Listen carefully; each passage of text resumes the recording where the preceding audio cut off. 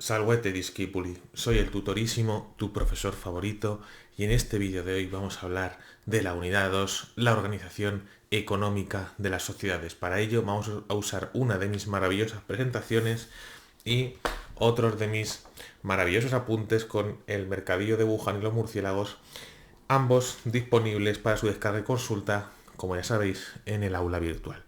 Venga, vamos a ello, que luego el vídeo me sale muy largo. En esta unidad, organización económica de las sociedades, con el H2 socio fantástico, con el lago limpio por una vez, vamos a ver los siguientes puntos. Vamos a hablar de las actividades económicas como tal, o sea, que son. Vamos a hablar de los factores de producción, de los agentes económicos, de los sectores económicos y de los sistemas económicos, en este orden. Así que venga, vamos a empezar con las actividades económicas. ¿Qué son las actividades económicas? Pues no es otra cosa que el conjunto de todas las actividades que desarrollan los seres humanos con el fin de satisfacer sus necesidades, o sea, cualquier necesidad humana. Entre ellas, alimento, ropa, seguridad, transporte, bla, bla, bla, salud, vivienda, o la que estoy haciendo yo, que es vuestra necesidad de saber, de educaros y de culturizaros. Para ello, la actividad económica produce tanto bienes como servicios. Un bien es un producto, es algo tangible, algo que puedes tocar, ¿no? Mientras que un servicio es una acción, es una actividad. Pues por ejemplo, los alimentos se satisfacen mediante productos, que es la comida, pero por ejemplo la salud se satisface mediante un servicio que es el cuidado de un médico. Esta actividad económica tiene tres fases, que son las que tenéis aquí abajo: la producción, la distribución y el consumo. Vamos a explicarlas un poquito. La producción no es otra cosa que el conjunto de todos los bienes que crea la actividad económica. En este caso, los tomates. El conjunto de todos los tomates que se producen en España se denomina la producción de tomates.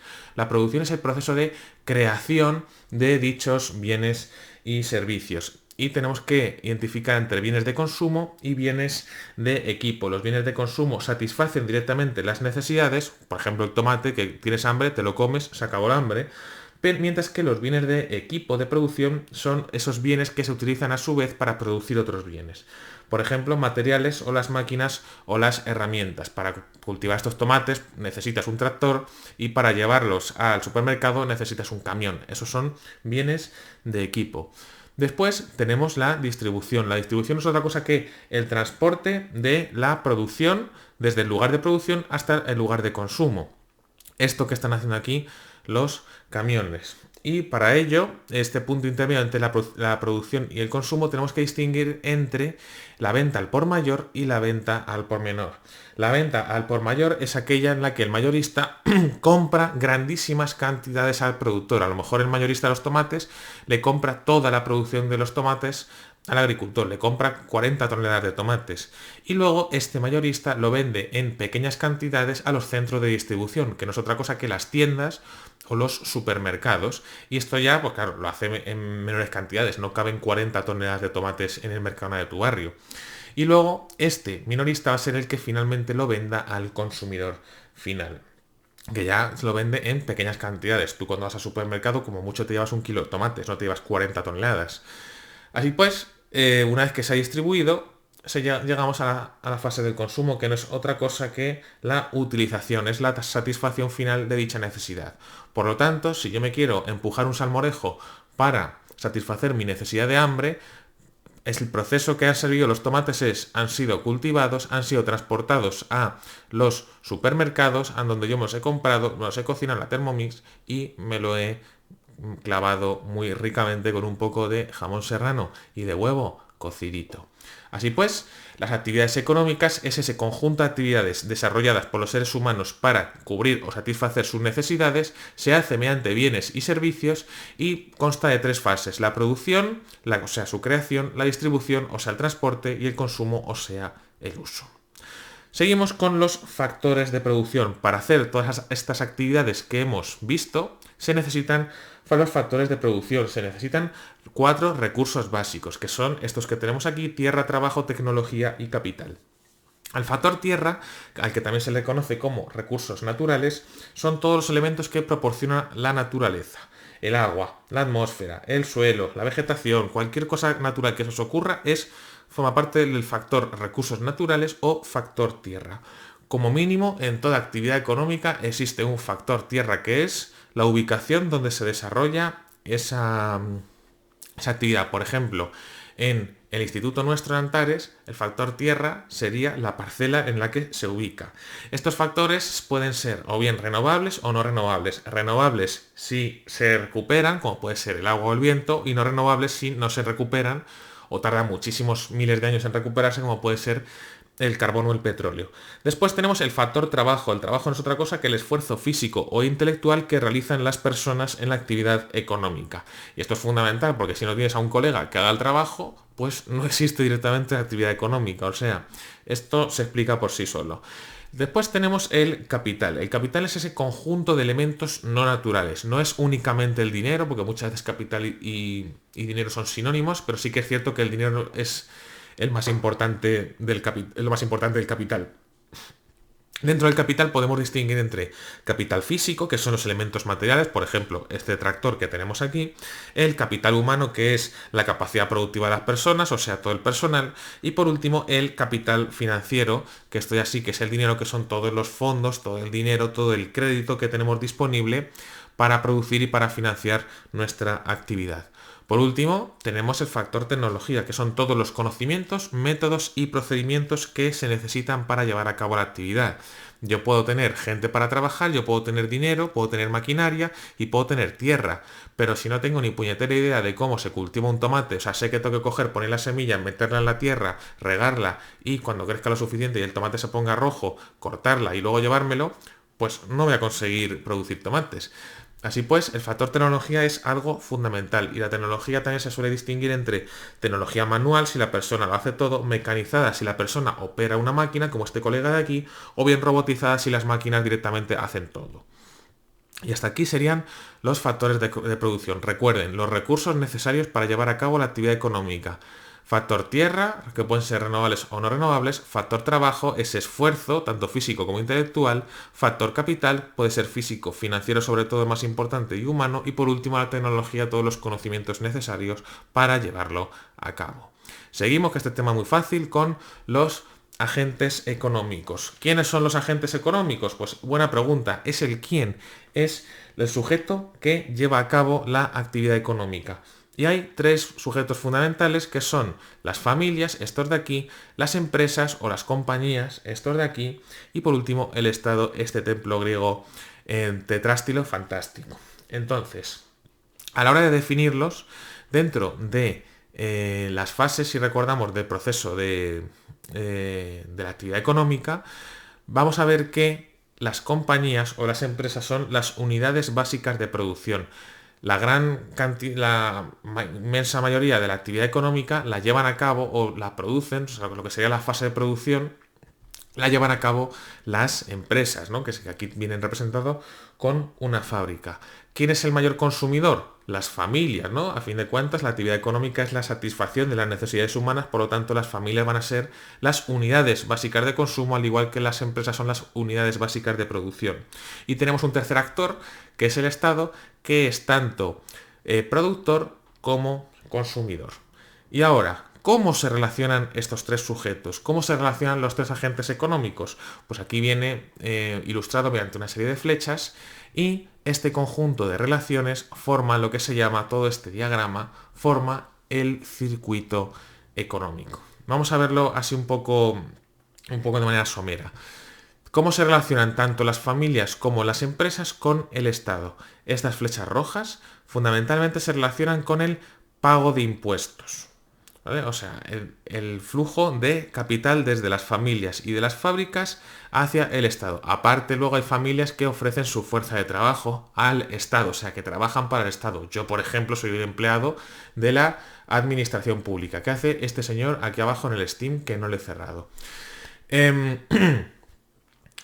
Luego, por otro lado, ¿qué es lo que da el Estado a cambio a las empresas, y a las familias? A cambio de ese flujo de capital mediante impuestos, el Estado ofrece servicios, ¿no? Pues por ejemplo a las fábricas les ofrece las autovías, las vías de tren, los puertos para el transporte de mercancías, mientras que a las familias pues ofrece una gran cantidad de servicios como puede ser pues la educación y la sanidad, sin ir más lejos. Y después, ¿qué otras flechas nos quedan? La relación entre familias y empresas. Las familias trabajan para las empresas, o sea, ofrecen su fuerza de trabajo a cambio de un salario y consumen los bienes y servicios que ellas producen, o sea, son consumidores de los productores. ¿Cuál es la relación de las empresas con las familias? Pues ofrecen trabajo, o sea, a cambio de que ellas trabajen para ellos, ellos a cambio le dan un salario y producen todos estos bienes que luego van a consumir tanto ellas como el Estado, porque también las empresas venden sus servicios y sus productos al Estado.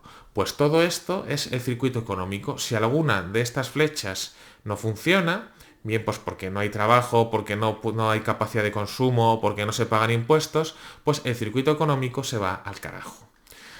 Así pues, en resumen, los agentes económicos son los sujetos, es quien lleva a cabo la actividad económica y tenemos empresas, familias y Estado. Los productores, los consumidores y el Estado, que es una mezcla de ambos. Las relaciones que existen entre ellos, que ya las hemos visto, se denomina el circuito económico. Continuamos con los sectores económicos, que no es otra cosa que la agrupación de las actividades económicas por características comunes o por rasgos comunes.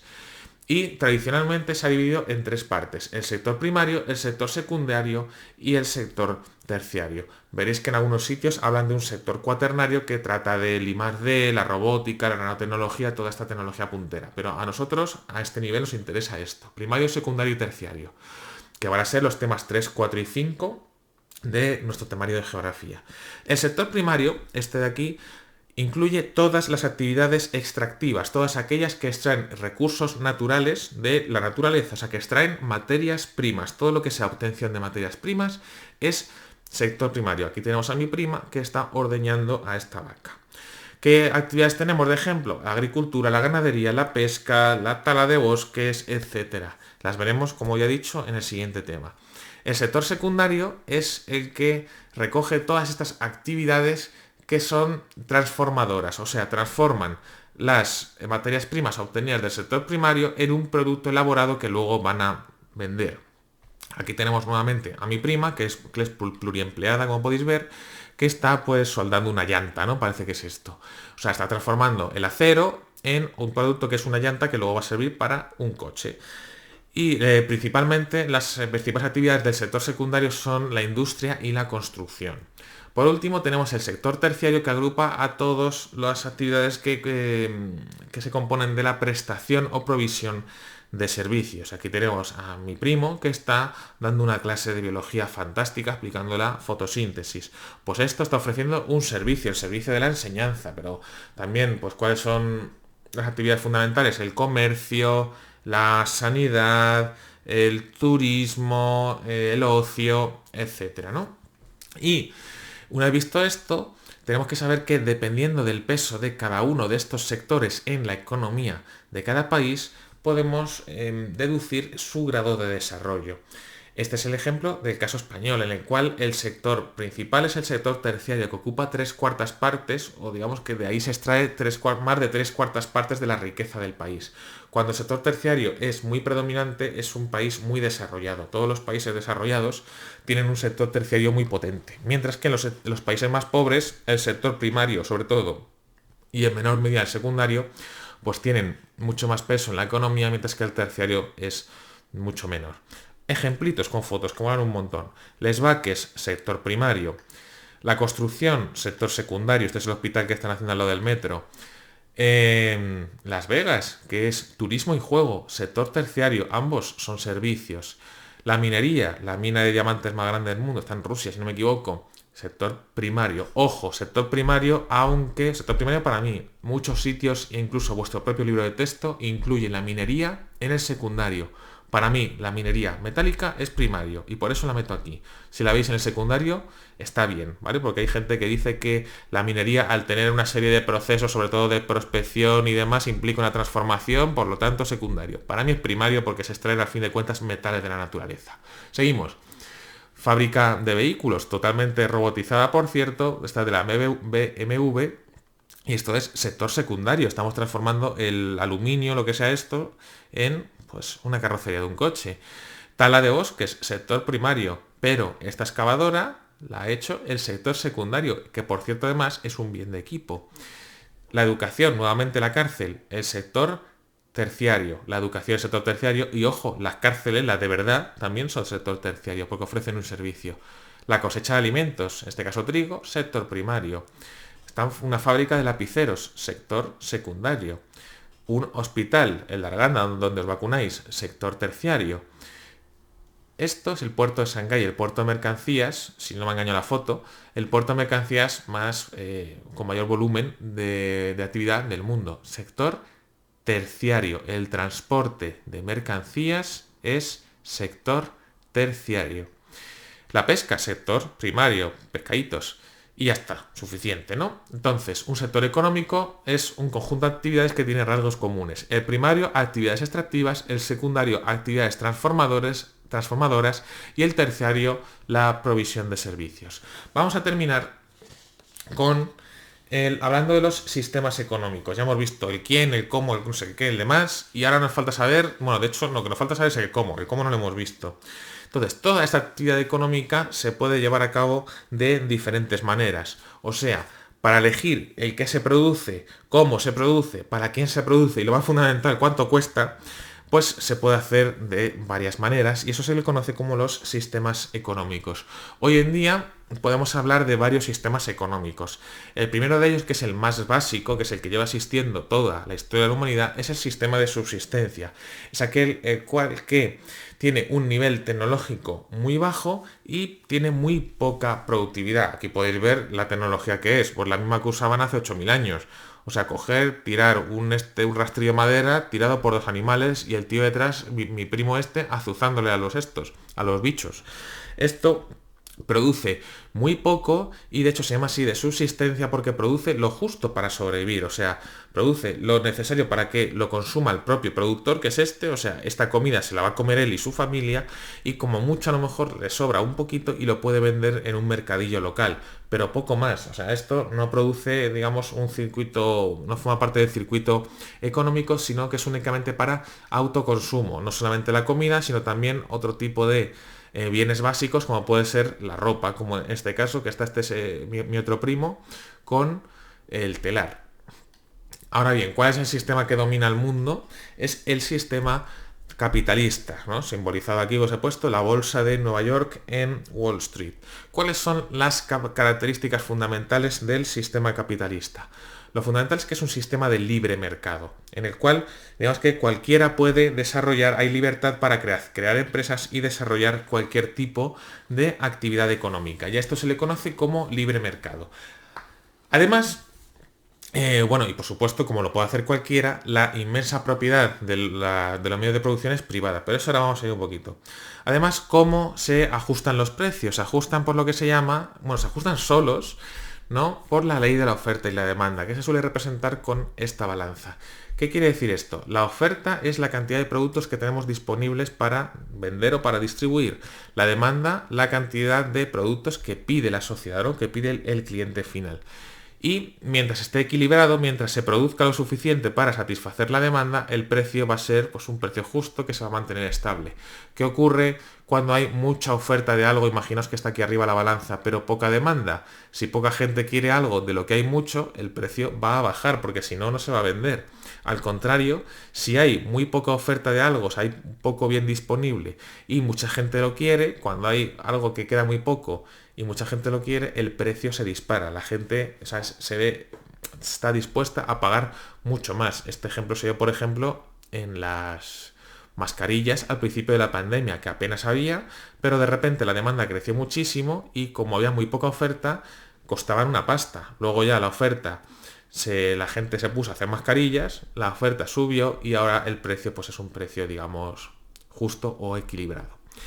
Y luego antes hablamos de que la propiedad de estas empresas, de las compañías productoras, es privada. Y de hecho, aquí tenemos las empresas más grandes del mundo, en este caso por nivel por valor de capitalización en bolsa. Y que seguramente muchas os suenan: Apple, Microsoft, Amazon, Alphabet, Facebook, etc. Aquí tenemos el top 100, no hay ninguna en España, no lo busquéis. pero aquí las tenemos en este orden y muchas de ellas pues son, Walt Disney, son muy famosas, ¿vale? Maldito Starbucks y sus frappuccinos que cuestan como si fuera oro. Luego, ¿cuál es la alternativa a este sistema capitalista? Tenemos el sistema socialista o de economía planificada. Este sistema que fue o que triunfó bastante también durante el siglo XX, al calor del auge de la Unión Soviética o del bloque soviético, pues hoy en día es relativamente residual y únicamente se aplica en 5 estados. Aquí tenemos, por cierto, que no lo he dicho, al camarada Kim, Happy Kim, muy ahí mirando esto, que vete a saber tú lo que es. En este sistema planificado es el Estado el que controla todo. Controla qué se produce, controla cuánto se produce, controla los recursos que hay que asignar a esto, controla si se crean fábricas, controla absolutamente todo. O sea, todo siguiendo el plan del Estado. Por eso se le llama economía planificada. Y por supuesto, en un sistema socialista no existe la propiedad privada. O sea, esta fábrica de aquí es del Estado, o sea, no de Kim, sino que es del Estado norcoreano. ¿Vale? Y este sistema pues está cada vez más en retroceso y hoy en día solamente entre comillas, porque China solamente son 1.300 millones de personas, pero únicamente está vigente pues en los países comunistas que se mantienen hoy en día, que son Cuba, Corea del Norte, China, Laos y Vietnam. Por último, tenemos que hablar de un sistema mixto, ¿no? Que lo que intenta es juntar lo mejor del capitalismo y lo mejor del socialismo. Realmente es un sistema de economía mixta, es un sistema de economía capitalista en el cual el Estado interviene, ¿no? En un sistema capitalista puro, el Estado no debería intervenir porque debería dejar toda la iniciativa privada. Sin embargo, en un sistema de economía mixta, como puede ser España, sí que es cierto que hay un libre mercado, pero con intervención puntual del Estado, ¿no? Por ejemplo, ahora con el precio de la luz o como hemos hablado antes con el tema de las mascarillas, cuando estableció un precio máximo que de hecho hoy en día sigue siendo vigente. O sea, se combina la actuación del sector privado con el sector público. De hecho, hay empresas públicas, Televisión Española, Correos, AENA, la Renfe, etcétera. O sea, es un sistema fundamentalmente capitalista, pero con elementos que podríamos considerar socialistas o de intervención estatal. Y aquí lo tenemos más o menos de aquella manera, todo resumido en este esquema fantástico. Terminamos y recordamos que el sistema económico es la forma, es el cómo se lleva a cabo la actividad económica, y tenemos el sistema de subsistencia que sirve para cubrir necesidades básicas, el capitalista basado en el libre mercado, la ley de la oferta y la demanda y la propiedad privada, el socialista, todo lo contrario, la planificación estatal y toda la propiedad es del Estado, no existe la propiedad privada de los medios de producción. Y por último, si juntamos el sistema 2 y el sistema 3, tenemos el sistema mixto, que es una mezcla de los elementos capitalistas y socialistas, fundamentalmente los capitalistas. Y terminamos con el H2 ocio, in the night, un sábado por la noche. Bueno, ¿qué os ha parecido? ¿Qué os parece? Muy bien. Espero que lo hayáis entendido y si no, ya sabéis que para dudas, preguntas, inquietudes o comentarios podéis escribirme al correo electrónico, al aula virtual, y si no, os dejo las redes sociales aquí en la cajita de la descripción. Muchas gracias por haberte pasado y nos vemos en el próximo. Adiós.